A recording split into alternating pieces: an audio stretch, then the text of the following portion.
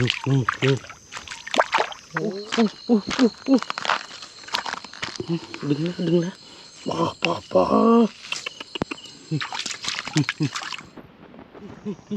ไปไงนี่ปอไปใช่ปลาบ่พังใด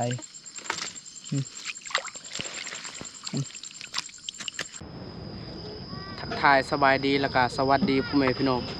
มื้อนี้นะบ่พังก็ได้เข้าป่าอีกแล้วเข้าป่าหาอยู่หากินคือเก่าตอนนี้ก็เอาเครื่องของขึ้นเพื่อเรียบร้อยแล้วบ่าวโดมกับล้านๆนะไปส่งบ่าวพังแล้วก็ไอเดือนไอเฮียงเขาเจ้ากำลังข้ามไปข้ามมาอยู่นำเซซมูนบ่าวพังคิดว่าลงเลยทำดิบแต่เดี๋ยวนี้นะขึ้นบ่เห็นเลยขัวประมาณนี้แหละขัวแต่บ่เห็นนะนำขึ้นลายอะไร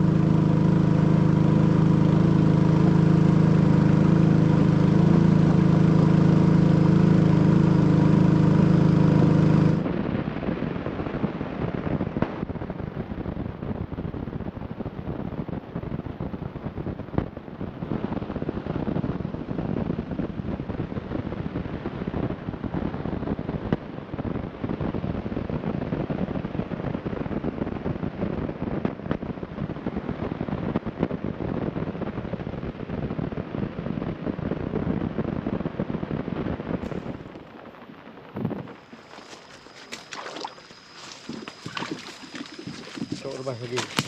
Dak tidak pernah tonton yang mau dak gitu. Cuma piak tuh ni. Ni. Dapat biar ni. Dah habis. Nang gojor bah lo gitu. Kabar lantuk gojor bah. Betul. Betul. Namanya. Bajak berbakti.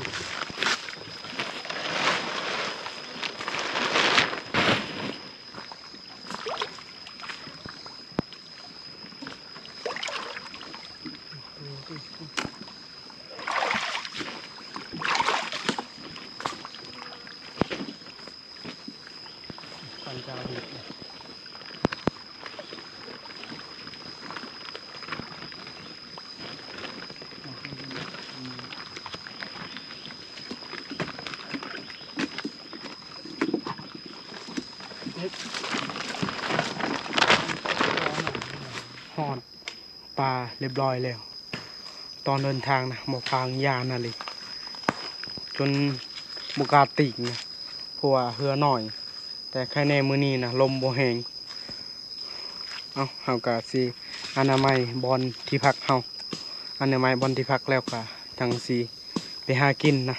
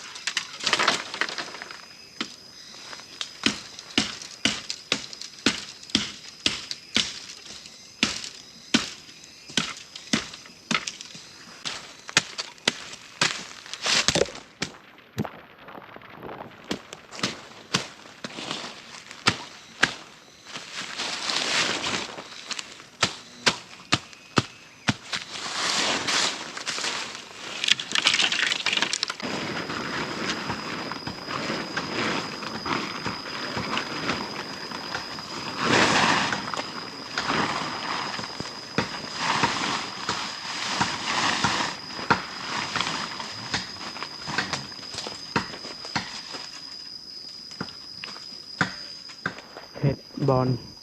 ที่พักก็เรียบร้อยแล้วกลางผาบัดแต่ผาบัดหน่อยนะบนนั้นนะผาบัดไอเดือนง่ายกว่า นำคุณคักอะไรดุนตอนค่ำๆเอากะสิใส่เบ็ดปักนะเพราะว่าไอเหียงกะสื่อเหนียวมัดบายดีไอเหียง สวัสดีพี่น้อง ได้ มาเข้าป่าทำกันเด้อ แฟนนายไปส่งแล้ว ส่งเรียบร้อยเลยส่งเราแล้วก็มาพี่เลย ขอบเรียบร้อยเลย บอกว่าได้ขอบไปเนาะเดี๋ยวเราขอโทษน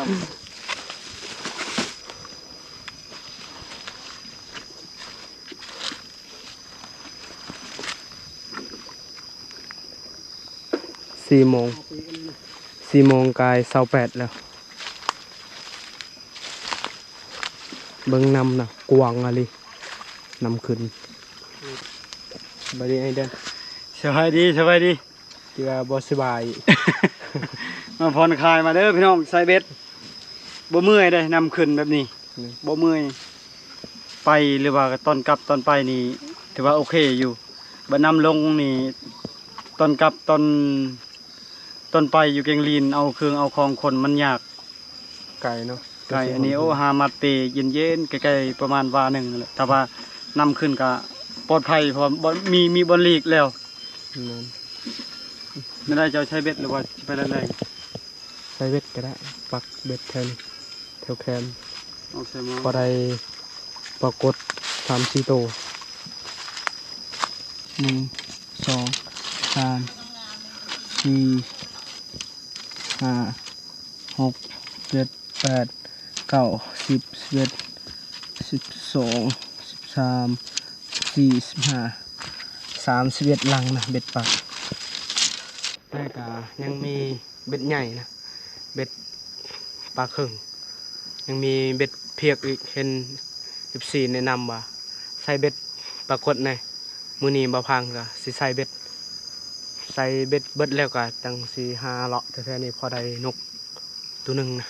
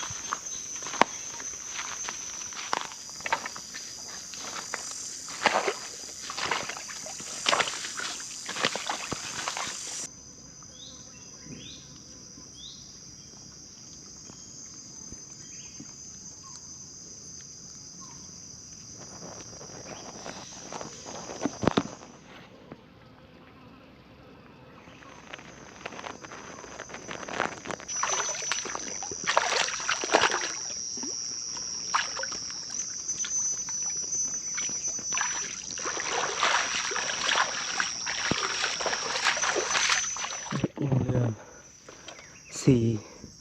มาพังใส่15 ลังนะพอดีได้ยินป่าทึกแล้วพ่อแม่พี่น้อง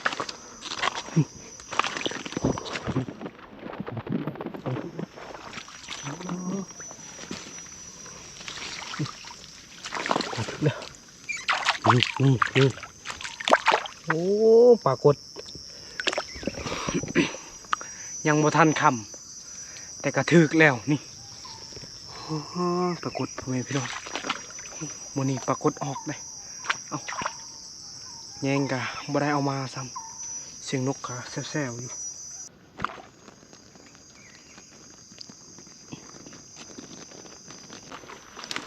เบ็ดนี่นะเสือกแข็งแล้วหลุดแน่นอนโอ้หลุด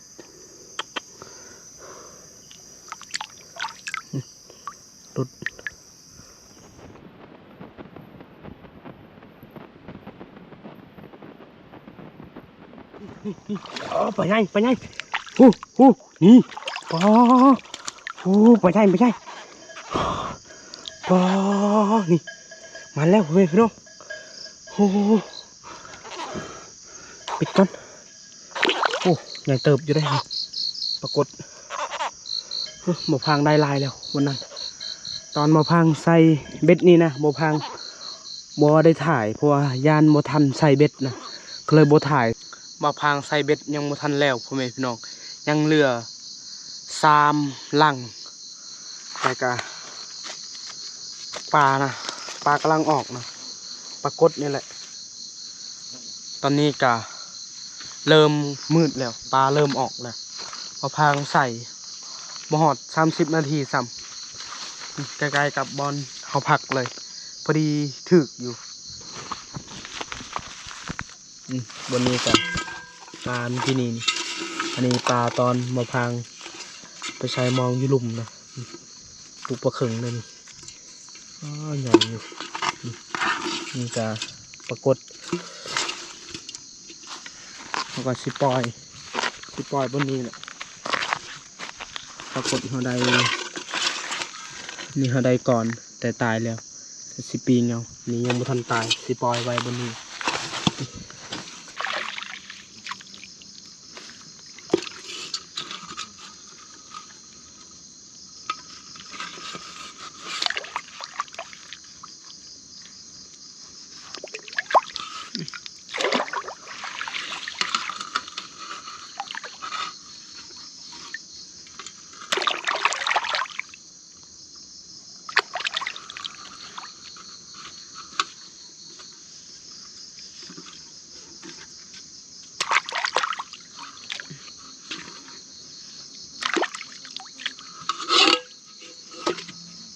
โอ้ย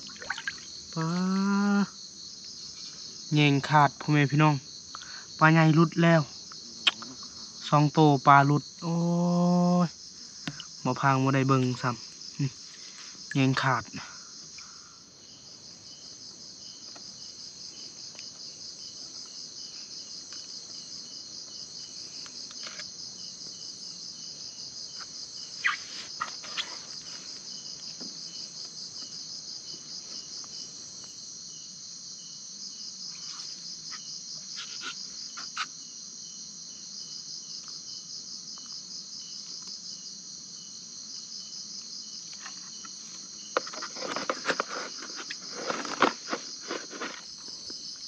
เงียบเรียบร้อยแล้วเสียดายอะไรปลาใหญ่บัดรุดแล้วยังเหลือปลาเข่งกับปลากดน้อยนะปรากฏใหญ่2 โตปล่อยแล้วดังไฟก่อนดังไฟก็สิพยายามเบ็ด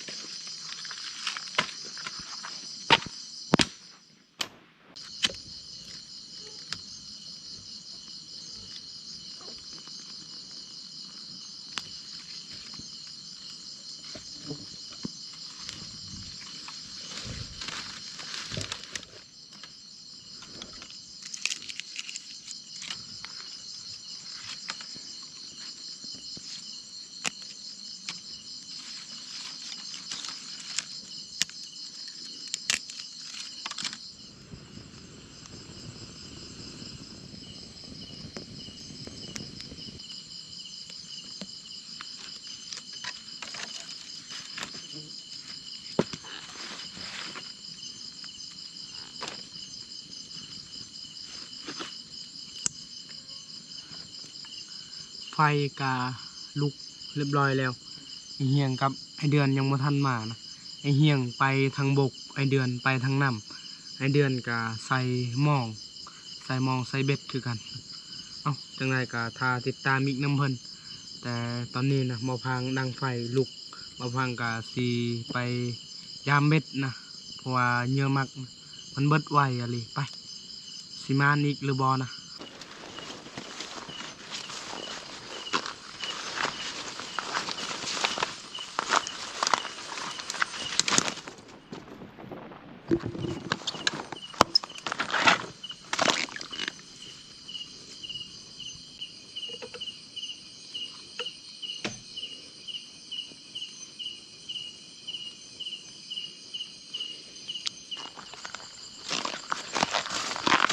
อ๋อหมุน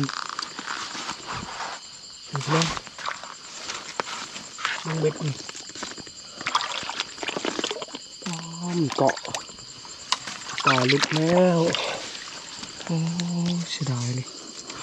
เกาะกับไม้นี่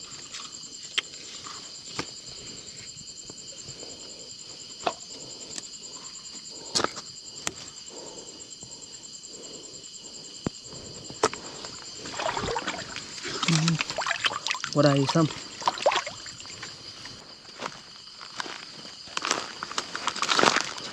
หลังที่สองก็หลุดแล้วรุ่นเราต่อไปอีก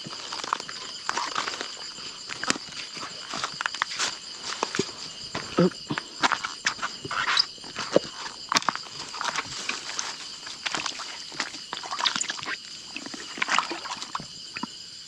เนี่ยเบิดตลอดบนนี้กัน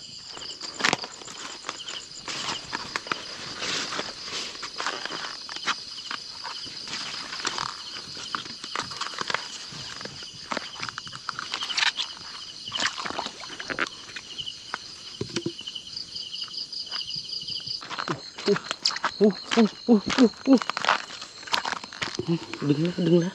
ปอ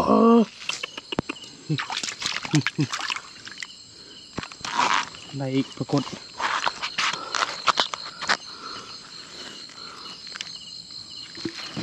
หน่อยนี่นะ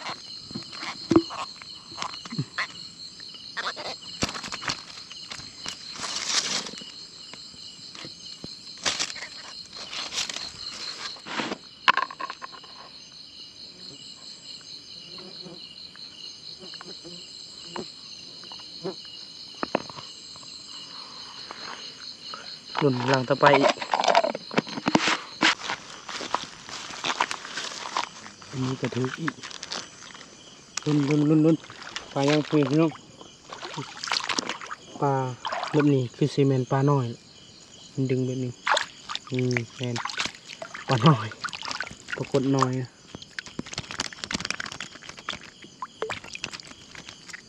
ยามเบ็ดจ้ะเบิดเรียบร้อยแล้วทำบิดนะบ่พังคิดว่าถึกนะบ่พังใส่บ่ทันแล้วปลาถึกแล้วสุดท้ายใส่เบิดประมาณบ่พังใส่ประมาณ28นั่นแหละ28ลังก็สุดท้ายก็บ่ได้ซ้ำปลาบ่พังใด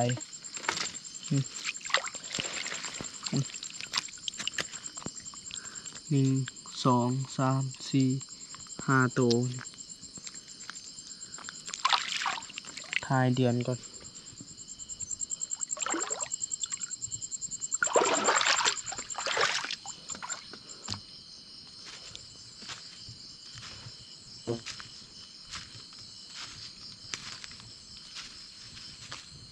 ไอเฮียงกะปิงปรากฏนี่มาหรือว่าเฮียง ได้บ้าง บางหน่อยตัวหนึ่งก็ห้องพวกเขา พอยังนี่ มันพอจะบางตัวเดียว ยิงลูกเดียว ไก่ปลาเนาะ อยากเขา เป่าได้ยินอยู่วังนี้แหละนกเป่าใส่วังนี้กุ้งหมากนะ ชัดหน่อยลายลิ นั่นนก ทางพุ่นทางเชลายบไดมี ว่าพางยิงหนูนะงูกางูทองขาว ครัวอาหารทายเดือนก่อนเดือนยังบ่ทันมาครับสบายอันเดียวก็ดิ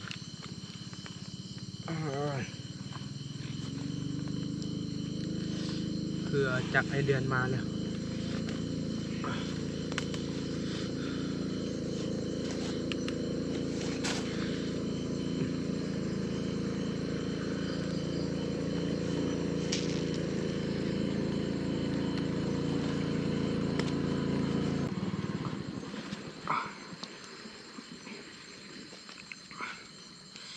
เดือนมาแล้ว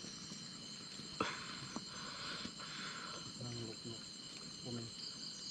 หลบคนบางนอนถ้าเบิ่งโมเดลจะได้ลายหรือบ่ทางก็ได้ประมาณ 5-6 โตนะ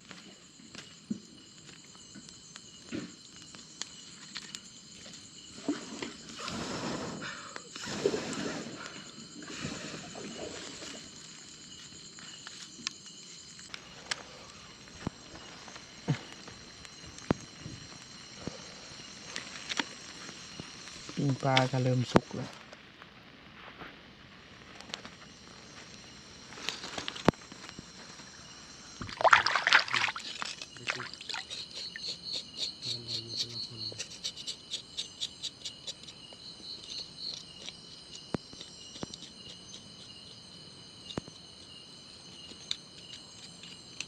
สบายนะก็เบิ่งสบายให้เราเลย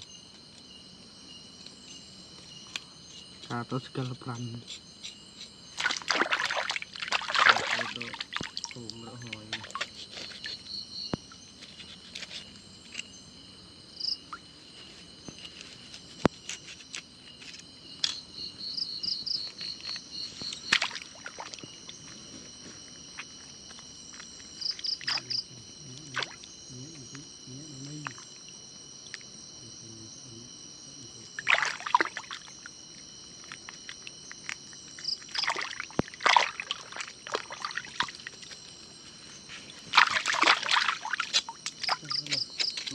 gagal sa palay ang pro dai tawag ng pro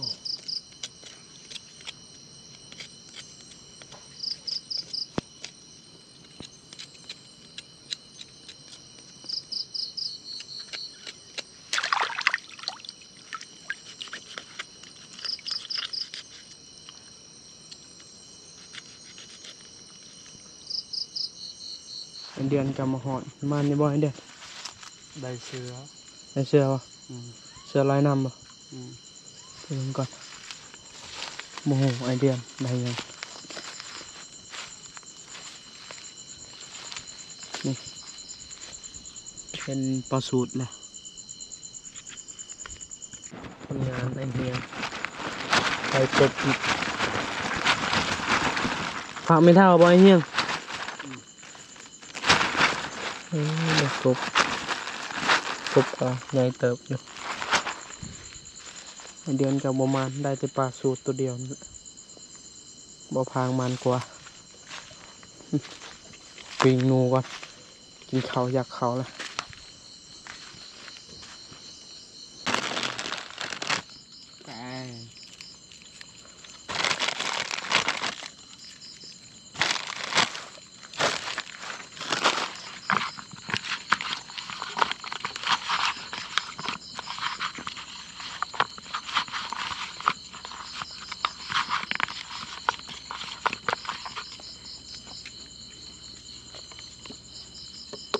jalan tak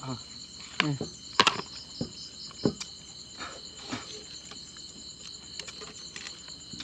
đang rua perayuan tak ngan yuan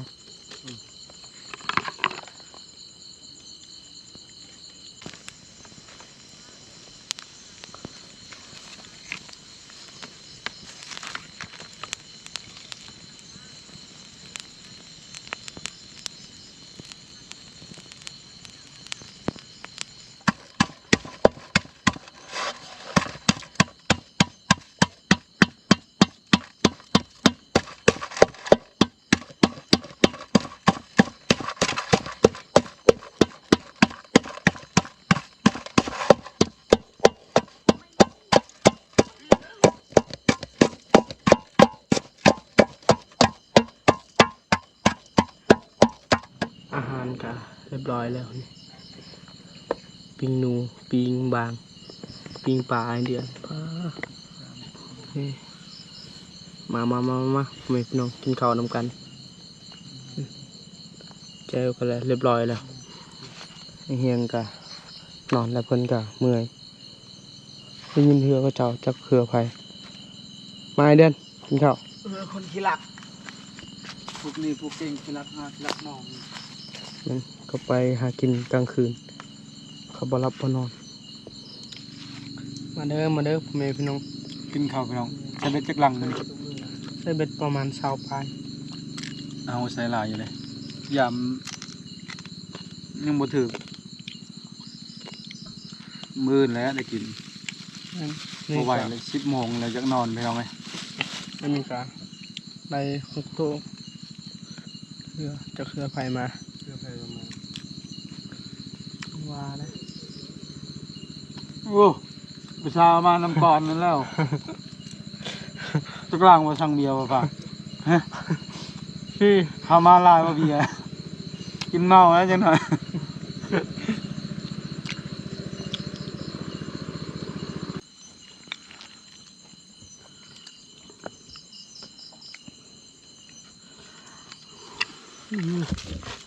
มันไม่ได้ปิ้งปลา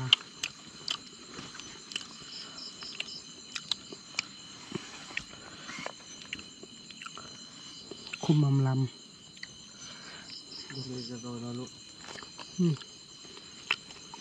กินข้าวกะ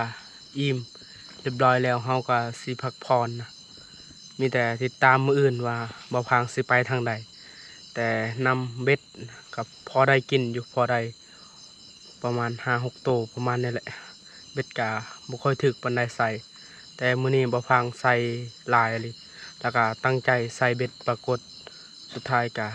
บ่อยากมานเอ้าสำหรับคลิปนี้ก็สิบ่มีหยังหลายก่อนอื่นก็ต้องขอบใจพ่อแม่พี่น้องที่ติดตามและให้กำลังใจคลิปหน้าพบกันไหมบ๊ายบาย